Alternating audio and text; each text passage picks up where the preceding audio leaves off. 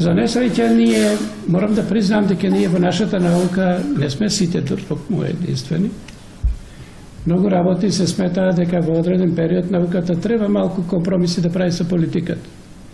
Така направи Македонската академија, кога со Бугарската академија договара заеднички да го слават Илинден.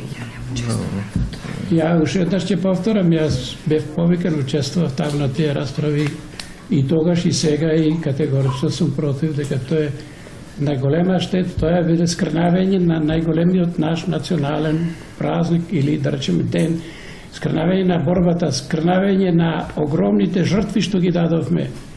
И да не забравиме уште тоа да кажеме дека во време на Македонската револуционерна организација до овој период никога не се спомнувало во неје документ дека се бора за бугарска држава или за Бугарија. И она што е специфично да го споменеме.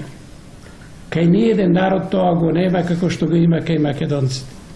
Војувале државите, војувале војски, цели армии се предавале.